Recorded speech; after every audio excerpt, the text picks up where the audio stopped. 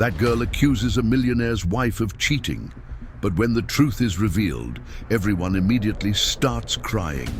Comment with a rating from 0 to 10. For my story, your opinion is very important, and subscribe to my channel to support my work. I'm counting on your help. The scream shattered the silence of the hot afternoon in Savannah like a shard of glass. Richard Harding, 52, nearly dropped his coffee cup when he heard the high-pitched little voice echoing through the gates of his mansion. It was 3 o'clock on a Tuesday afternoon in March, and the businessman was reviewing contracts in his study when that desperate sound made him rush to the window. At the main gate, a girl of about 4 years old was gripping the bars with her dirty little hands, her face streaked with dirt and tears. Her brown hair was tangled, and she wore a faded pink sundress that had seen better days. "Please, mister, please," the child cried, shaking the gate with all the strength her tiny arms allowed. Richard hurried downstairs, his heart aching at the sight of the desperation in the girl's big brown eyes. As the owner of the largest construction company in the region, he was used to solving complex problems, but a child's anguish always disarmed him completely. "Hey there, little one," he said, crouching down to her level. "What's wrong? Where are your parents?" The girl wiped her nose on her sleeve and looked at him with a seriousness that didn't match her age. "I saw the pretty lady giving it to the priest. At church, she was hugging him and doing bad things." Richard's world stopped. His hands trembled as he tried to process the child's words. "What pretty lady?" he asked, his voice hoarse. "The one who always comes to church." "The one with the pretty hair and smells like flowers," the girl replied, gesturing with her small hands. "I saw them kissing behind the altar. My mum said kissing the priest is a sin." Gwendolyn. Richard's heart skipped a beat. Gwendolyn, his 38-year-old wife, an elegant and reserved woman who had become increasingly religious in recent months. Gwendolyn, who left the house almost every day saying she was going to pray, who spent hours at church, who returned with that strange gleam in her eyes that he couldn't decipher. "What's your name?"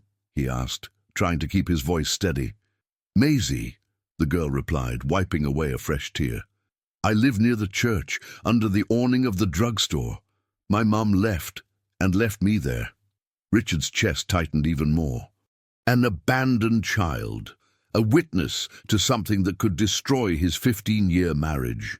He opened the gate and invited her in, his mind spinning in desperate circles. The Harding mansion was in Savannah's most exclusive neighborhood, with manicured lawns and a pool that sparkled under the Georgian sun. Maisie looked at everything with wide eyes, as if she had entered a fairy tale. "Are you hungry?" Richard asked, guiding her to the kitchen. Maisie nodded vigorously. As he prepared a sandwich, the girl continued talking, her innocent details driving daggers into the businessman's heart. "The pretty lady always brings food to the kids who live on the street," Maisie said, swinging her legs on the high chair. "But yesterday I saw her doing things with the priest. They were hugging tight and she was crying. The priest was whispering in her ear." Each word was a torture. Richard knew Father Michael, 45, a charismatic man who had arrived at the parish 2 years ago. He had always noticed how Gwendolyn spoke of him with excessive admiration, how her eyes sparkled when she mentioned his sermons, how she had offered to help with all the church activities. "Where's your mom, Maisie?" he asked, trying to change the subject as he handed the sandwich to the girl. "I don't know," she replied, taking a big bite. "She said she was going to work at the factory, but she never came back. That was a long time ago. The other kids on the street take care of me." Richard's heart broke. At 52, he and Gwendolyn had never been able to have children, a pain that had silently accompanied them for a decade and a half. Seeing that abandoned child awakened a devastating protective instinct in him, but also a bitter question. Was that why Gwendolyn sought solace in the arms of another man? "The pretty lady always cries when she sees the kids on the street," Maisie continued, unaware of the storm that her words were causing. "Yesterday she gave me a really big hug and said everything would be better soon, that she was working on something special." Richard swallowed hard. Gwendolen had never mentioned meeting with street children. In fact, lately she had barely talked about anything. She came home late, always with vague excuses about church meetings, religious activities, prayer groups. He had attributed this change to a spiritual phase, but now everything took on a dark meaning. The sound of the key in the front door made him freeze. Gwendolen was arriving. "Maisie," he whispered urgently, "I need you to stay quiet here in the kitchen, okay? Don't make any noise." The girl nodded, sensing the tension in the air. Richard walked to the living room, his heart pounding like a deafening drum. Gwendolen entered as beautiful as ever, her blonde hair pulled back in an elegant bun, wearing a navy blue dress that enhanced her green eyes. But there was something different about her, an agitation that she tried to hide behind her smile. "Hi, honey," she said, kissing him on the cheek. "How was your day?" "Normal," he lied, studying every micro-expression on his wife's face. "And yours? How was church?" Gwendolen hesitated for a split second, a flash of something like guilt crossing her eyes. It was enlightening. Father Michael gave a beautiful lecture on charity. Charity, the word echoed in Richard's mind like a cruel irony. From the kitchen came the soft sound of Maisie finishing her sandwich, and Gwendolen frowned. "What's that noise?" she asked. Richard took a deep breath. It was now or never. "Gwendolen," he said, his voice trembling imperceptibly, "we need to talk, and we have a special visitor who has something very interesting to tell us." The silence that followed was deafening. Gwendolen stood still for a few seconds, her green eyes fixed on her husband, before forcing a smile that didn't reach her face. "A visitor?" she repeated, her voice slightly shaky. "Richard, what are you talking about?" Before he could answer, Maisie appeared at the kitchen entrance, still holding a piece of bread. Seeing Gwendolen, her eyes lit up with recognition. "The pretty lady!" exclaimed the girl, running towards Gwendolen. "You came to see me!" Gwendolen's face paled instantly. She stepped back, looking alternately at Maisie and at Richard, who watched every reaction with a broken heart. I don't understand," Gwendolen stammered. "Who is this child? Why is she in our house?" "Maisie visited us today," Richard said, each word weighing like lead. "She has something very interesting to tell us about what she saw at church yesterday." The terror that crossed Gwendolen's face was unmistakable. She quickly bent down, getting to Maisie's level, her hands trembling slightly. "Little one," she said in a soft but tense voice, "I think you're confusing people." I'm not confusing," Maisie interrupted with the brutal honesty of children. "You were hugging Father Michael. I saw you kissing behind the altar. My mum always said that was a sin." Gwendolen staggered as if she had been punched. Her hands automatically went to her face, covering her mouth in shock. Richard felt his world completely collapsing. "Gwendolen," he said, his voice coming out as a hoarse whisper. "Is it true?" "No, it's not what you're thinking," Gwendolen burst out, tears starting to stream down her face. "Richard, you need to believe me. It's not what it seems." "Then explain it to me," he said, struggling to maintain his composure. "Explain to me why a 4-year-old child is here, describing in detail you in another man's arms." Maisie looked confused at the two adults, not fully understanding the storm she had unleashed. Gwendolen picked her up, her tears falling on the girl's hair. "Maisie, honey," she whispered, "you shouldn't have seen that, and you shouldn't be alone on the street. Where's your mum?" "I don't know," the girl replied, resting her head on Gwendolen's shoulder. "She went to work at the textile factory and never came back. The other kids on the street said she wasn't coming back anyway." Gwendolen sobbed harder, hugging Maisie tightly. Richard watched the scene with a mixture of pain and confusion. There was something in his wife's reaction that didn't fit with a simple betrayal. It was as if she were hiding something much bigger. "Gwendolen, for God's sake," he pleaded, "tell me the truth. What's going on? Why have you been spending so much time at church? Why do you always come back late? Why—" The doorbell interrupted his question. Gwendolen froze, still holding Maisie. "Who could that be?" she murmured. the panic evident in her voice. Richard went to answer, finding an elegant woman of about 35 at the door. She had brown hair pulled back in a ponytail and wore an impeccable business suit. "Good afternoon," she said, extending her hand. "I'm Florence Santos, an attorney. I'm looking for my sister Gwendolyn. I was told she might be here." Richard's world stopped again. "Your sister?" he repeated, incredulous. Gwendolyn never mentioned having a sister. Florence frowned. "That's strange. We spoke on the phone yesterday. She seemed very agitated, said she was having problems and needed my help." Gwendolyn appeared in the living room, still carrying Maisie, her face red from crying. Seeing Florence, her despair intensified. "Florence, what are you doing here?" she asked, her voice trembling. "I came to defend you," Florence replied, entering the house. "After our conversation yesterday, I knew something was wrong. And apparently I wasn't mistaken." Richard looked alternately at the two women, feeling completely lost. "Can someone explain to me what's going on? Gwendolyn, why have you never told me about your sister?" "Because—" Gwendolyn hesitated, looking at Maisie and then at Florence. "Because we haven't spoken in 5 years. We had a terrible fight after our parents." She couldn't finish the sentence, sobbing again. Florence approached, placing her hand on her sister's shoulder. "Gwendolyn, whatever the problem is, we'll solve it together," she said firmly. "But you need to tell your husband the truth." "The truth about what?" Richard asked, his patience running out. "About her affair with Father Michael." Florence looked shocked. "Affair? What affair? Gwendolyn, what is he talking about?" "I saw them kissing at church," declared Maisie, who had remained quiet until then. "The pretty lady was crying and the priest was comforting her." Florence was silent for a moment, processing the information. Then, to everyone's surprise, she began to laugh bitterly.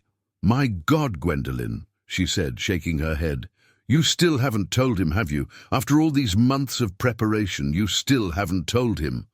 "Told him what?" Richard exploded, his frustration reaching its limit.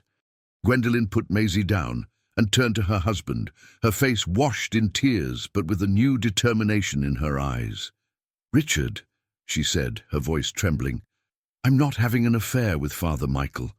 But I've been lying to you for 6 months. Every day." The silence that followed was heavy as lead. Florence watched tensely. Maisie played distractedly with a toy she found on the sofa, and Richard felt as if the ground were disappearing beneath his feet. "Lying about what?" he asked, barely able to form the words. Gwendolyn took a deep breath, wiped away her tears, and looked directly at him. "About where I go every day, about what I do at church, about the money I've been spending." She paused, gathering courage, "and about why Father Michael hugged me yesterday." "Gwendolyn," Richard began. "I'm building something," she interrupted, "something that has always been our dream, but that you never thought we could achieve. And I wanted it to be a surprise for our wedding anniversary next month." Florence nodded encouragingly. "Tell him, Gwen. He deserves to know." Maisie looked up, her big eyes fixed on Gwendolyn. "Are you going to tell about the big house you're making for the kids on the street?" Everyone froze. Richard's mouth opened, but no sound came out. Gwendolyn blushed deeply. "How do you know about that?" she asked Maisie. "I saw the drawings at church," the girl replied innocently. "There are lots of houses drawn on the paper, and the priest said they were going to make a really big house for the kids who don't have anywhere to live. Like me." Richard's world spun. A house for abandoned children. His old dream, which he had mentioned countless times over the years, but had never had the courage to pursue. "Gwendolyn," he whispered, "are you saying that?" At that moment, a loud noise came from outside. Raised voices, heavy footsteps in the garden. Through the window, they could see a man of about 48 approaching the house, accompanied by another younger man carrying a camera. "Shit," Florence murmured. "They found us." "Who are they?" Richard asked, alarmed. Gwendolyn paled again, picking Maisie up instinctively. Clarence, she whispered, the name coming out like a curse. It's his business partner, Clarence. And he's not here for a friendly visit. Clarence Mitchell banged on the door with excessive force, the sound echoing through the house like gunshots. Richard took a deep breath, trying to regain his composure as he watched the panic on Gwendolyn's face. "Hide, Maisie," Florence whispered urgently. "Take her to the back bedroom."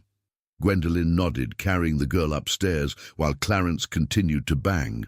Richard walked to the door, his mind still reeling with the revelations of the last few minutes. "Clarence," he said as he opened it, forcing a smile. "What a surprise. What brings you here?" Clarence Mitchell, a minority partner in Harding and Associates Construction, entered uninvited, followed by a younger man of about 41, dark-haired and lean, who discreetly held a small camera. "Richard, my friend," Clarence said, his smile not reaching his eyes. "I need to talk to you about a delicate matter. This is Owen, a private investigator I hired." Richard's heart sank. "Investigator? Clarence, what are you talking about?" "Have a seat, Richard," Clarence said, making himself at home. "I have some disturbing information about your wife." Florence came downstairs at that moment, observing the scene cautiously. Clarence looked at her with interest. "And you are?"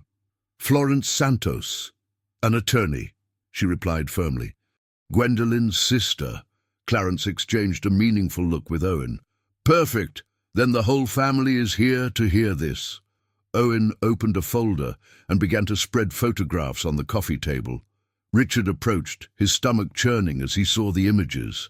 Gwendolyn entering the church, Gwendolyn talking to Father Michael, Gwendolyn hugging the priest outside the church. "For 3 months, I've been documenting your wife's suspicious movements," Owen said in a professional voice. "She has regular meetings with Father Michael, always at the same times, always in discreet locations." "This doesn't prove anything," Florence said, but her voice came out less firm than she intended. Clarence chuckled dryly. "Doesn't it? Owen, show what we found about the expenses." Owen pulled out a spreadsheet. "In the last 6 months, Gwendolyn has withdrawn over $200,000 from the couple's joint account. Always in cash, always without explanation." Richard felt the world spin. $200,000. He knew Gwendolyn had made some withdrawals, but he never imagined it was that much money. "Where is that money, Richard?" Clarence asked, feigning concern. "Because it wasn't spent at home, it wasn't invested, it simply disappeared." At that moment, Gwendolyn came downstairs. Seeing the photographs spread on the table, she stopped abruptly, her face losing all color. "What are you doing here?" she asked, her voice barely audible. "Revealing the truth," Clarence replied. "Gwendolyn, honey, where is the $200,000 you withdrew from your husband's account?" Gwendolyn looked desperately at Richard. "I can explain." "Then explain," Clarence said before Richard could speak. "Explain where the money is. Explain these secret meetings. Explain why you've been lying to your husband for months." Florence stood next to her sister. "Gwendolyn doesn't need to explain anything to you, Clarence. You have no right—" "I do," Clarence interrupted, pulling a document from the folder. "As a partner in the company, I have the right to question when my partner's wife is diverting significant funds." Richard took the document, reading quickly. It was a detailed financial report of the company, showing several unauthorized withdrawals from the personal account that was linked to the business. "Gwendolyn," he said, his voice trembling, "these withdrawals, they affected the company's cash flow. We had to delay payments to suppliers last month." "Richard, please," Gwendolyn pleaded, tears streaming down her face. "If you just give me 2 more weeks, I can explain everything. It's for something good, something that will make us happy." Clarence laughed cruelly. 2 weeks? To destroy more evidence? "Owen, show the other photos." Owen hesitated for a moment, but then pulled out a second set of photographs. These were more intimate. Gwendolyn and Father Michael talking intently, him holding her hands, the two hunched over papers spread on a table. "They're not just meeting," Clarence said. They're planning something together, some kind of scheme. That's ridiculous, Florence exploded. You're misinterpreting. Are we? Clarence turned to Gwendolen. Then tell us, Gwendolen. Tell us exactly what you and the priest are planning with your husband's money. Gwendolen opened and closed her mouth several times, like a fish out of water. Her hands trembled violently. I can't. Not yet, she whispered. Can't or won't, Clarence pressed. Because from where I'm standing, you're having an affair with a priest and using your husband's money to finance your romantic adventure. Enough! Richard shouted, making everyone jump. Clarence, get out of my house. Now? Clarence smiled coldly. Of course, my friend, but before, I need to inform you that as a partner, I'm considering suing Gwendolen for embezzlement. And depending on what else we discover, get out of my house, Richard repeated, each word loaded with fury. Clarence and Owen gathered their materials slowly, clearly satisfied with the damage caused. At the door, Clarence turned one last time. Richard, you deserve to know the truth about your wife. If you change your mind and want to see the rest of the evidence, give me a call. After they left, the silence in the room was deafening.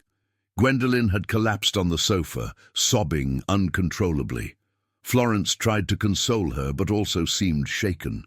$200,000, Gwendolen, Richard said, still trying to process it. $200,000 that I didn't even know had left our account. It was supposed to be a surprise, Gwendolen repeated between sobs.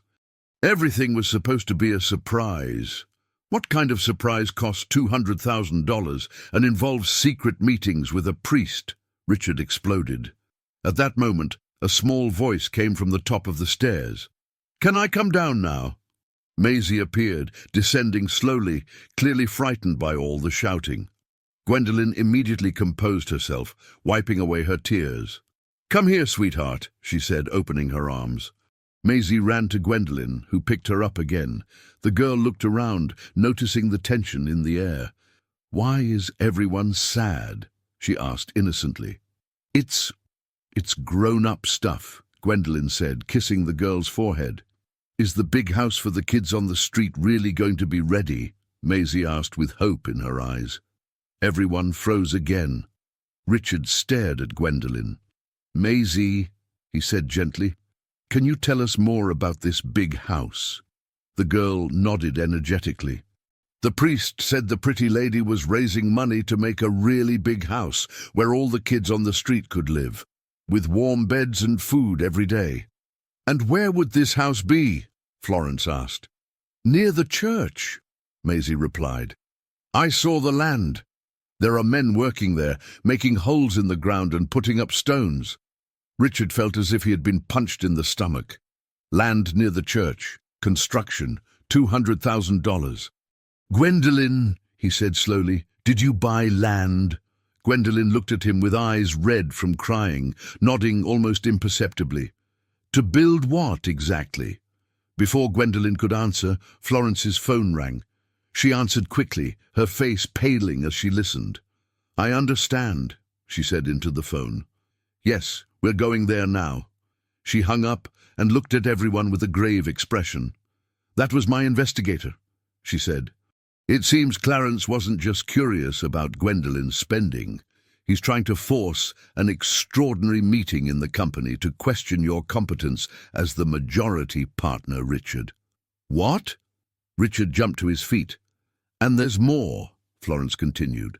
Apparently, he's been in contact with your main clients, spreading rumors about financial instability in the company due to the family's personal problems. Gwendolen sobbed louder. This is my fault. I ruined everything. Maisie looked confused at all the adults around her, not understanding why they all seemed so scared. She just wanted the pretty lady to stop crying and for the big house for the kids on the street to be ready soon. But deep in her childish mind, she remembered something she had seen at church, something about papers with numbers and a man who wasn't the priest talking to people in suits. Something that might be important, but that she didn't know how to explain to the adults. 2 weeks passed, like a whirlwind of tension and discoveries. Richard could barely sleep, torn between the pain of possible betrayal and the growing suspicion that Clarence was manipulating the whole situation. Gwendolen had temporarily moved to the guest room, insisting that she needed a few more days to reveal the whole truth, but promising that everything would make sense in the end. Maisie had remained with them, as Florence discovered that Solange, her mother, was hospitalized at St. Joseph's Hospital with severe pneumonia, unable to care for her daughter. The girl brought an unexpected light to the somber house, but also continued to make innocent comments about the big house that left Richard increasingly intrigued. On Friday morning, Richard finally made a decision. He put on his best suit and drove straight to St. Benedict's Church. It was time to talk to Father Michael face to face. The priest was arranging flowers on the altar when Richard entered. Michael Silver, 45, had prematurely grey hair and kind eyes that reflected a deep sadness. When he saw Richard, his face twitched with something like guilt. "Richard," he said, stopping what he was doing, I was expecting you to come." "Father, we need to talk," Richard said, his voice echoing in the empty church. "About my wife, about the money, about everything." Father Michael sighed deeply, putting the flowers aside. "Sit here with me," he said, gesturing to the first pew. "It's a long story and very painful." Richard sat down, his heart pounding. "So is it true? You and Gwendolen?" "Not in the way you're thinking," the priest interrupted quickly. "There has never been anything romantic between us, Richard. I swear on my faith, but we've been working together on something that Gwendolen wanted to keep secret until it was ready." "The shelter," Richard said. Father Michael nodded. "Hope House, a shelter for abandoned children, like little Maisie. Gwendolen came to me 8 months ago, saying she wanted to fulfill an old dream of yours." Richard felt his chest tighten. It was true. They had always talked about helping children in need, especially after discovering that they could not have children of their own. "But why in secret?" he asked. "Because she wanted it to be a surprise for your wedding anniversary," the priest explained. "And because she knew you would try to take control of the project, as you always do when you want to help someone. She wanted to do this alone, as a gift." Tears began to form in Richard's eyes. The $200,000 went to buy the land next to the church and start construction. Gwendolen sold all the jewelry she inherited from her mother, took out loans using her share of the company as collateral, moved all her personal savings. Father Michael paused. "She sacrificed herself completely for this project." "My God," Richard whispered. "And I thought that—" "I know what you thought, and I understand perfectly. We hugged a few times, yes, but they were always hugs of consolation. Gwendolen cried a lot during the project, especially when she saw children like Maisie on the streets. At that moment, the church door opened forcefully. Clarence entered, accompanied by Owen and 2 other men in suits. "What a coincidence to find you two here," Clarence said with a cruel smile. "Having another little secret meeting." "Clarence, what do you want?" Richard asked, standing up. "I came to give you this," Clarence said, extending an official envelope. "Notification of the extraordinary meeting scheduled for Monday. We will discuss your continued status as a majority partner." Richard opened the envelope, reading quickly. His face paled. "You can't do this. You only have 30% of the company."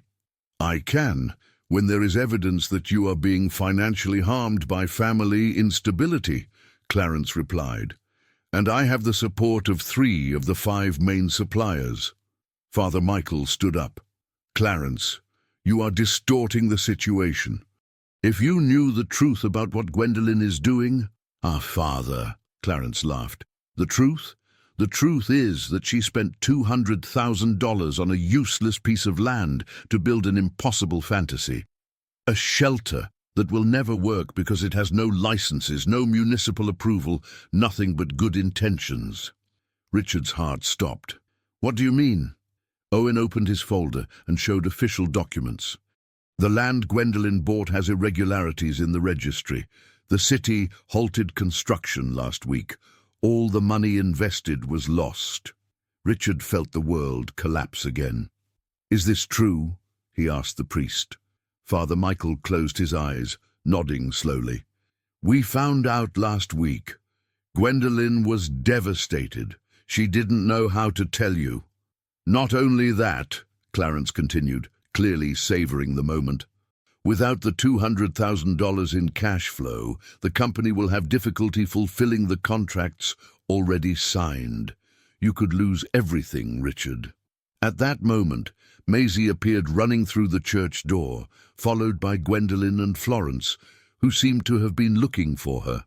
"The bad man," Maisie cried, pointing to Clarence. "He was talking to the men in suits about making the pretty lady sad." Everyone looked at the girl.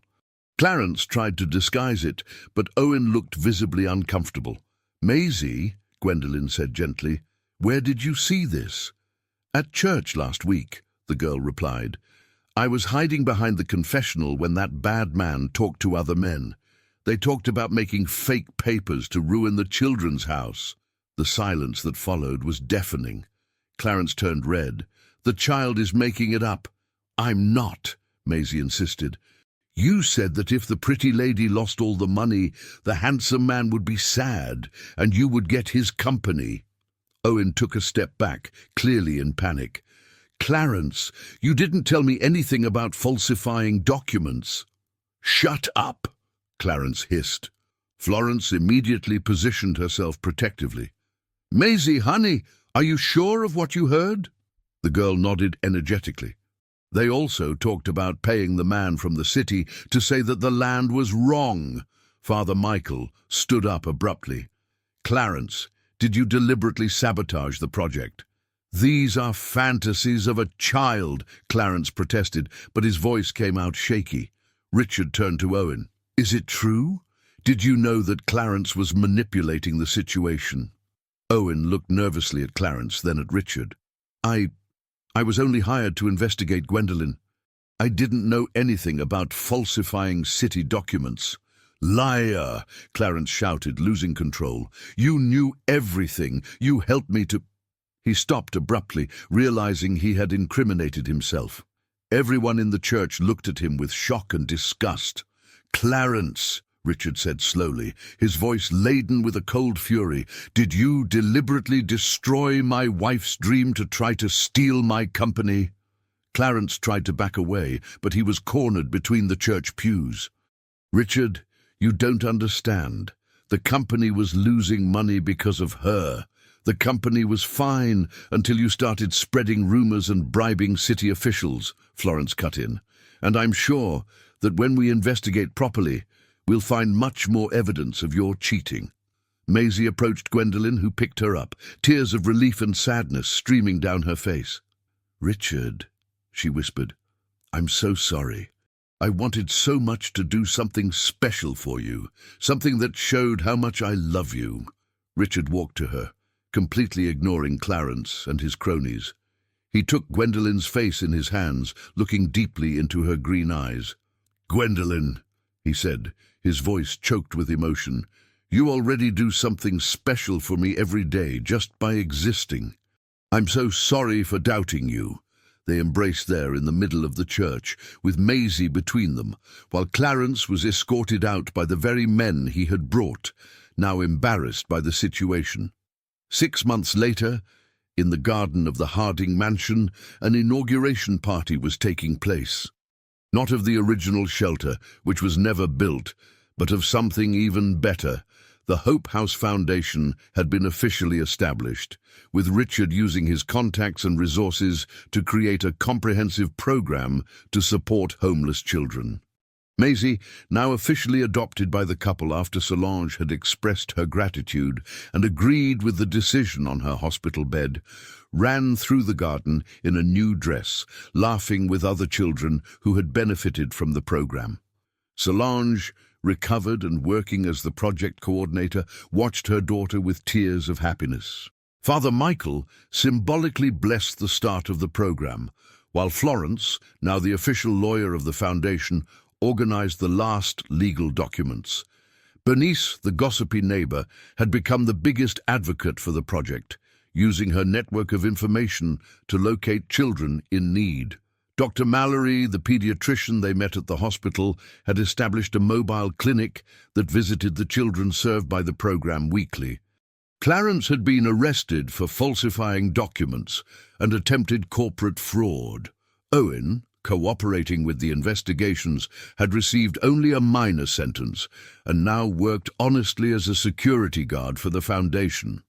Richard and Gwendolyn were sitting together on the terrace, watching Maisie play, when she approached running.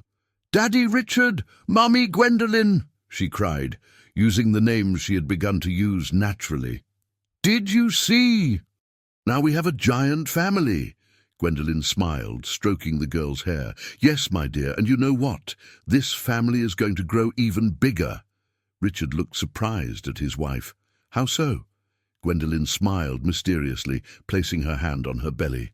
"Well, it seems that after 15 years of trying, we finally did it. Dr. Mallory confirmed it yesterday." Richard gaped, then exploded in joy, picking Gwendolyn up and spinning with her around the terrace.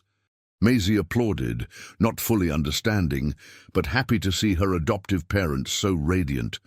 As the sun set over Savannah, painting the sky with gold, the Harding family, now expanded in ways they never imagined, celebrated not only the success of the foundation, but the discovery that life's greatest gifts come when we learn to trust each other, even in the darkest moments. Maisie looked at the starry sky and whispered a prayer of gratitude for the pretty lady who had changed her life, for the gentle man who had become her father, and for the family she had finally found after so long alone in the cold streets of a city she now called home. If you enjoyed this video, please subscribe to my channel. I promise to bring you videos every day that will make your life happier. Comment on what you thought of my story, giving a rating from 0 to 10, and thank you very much.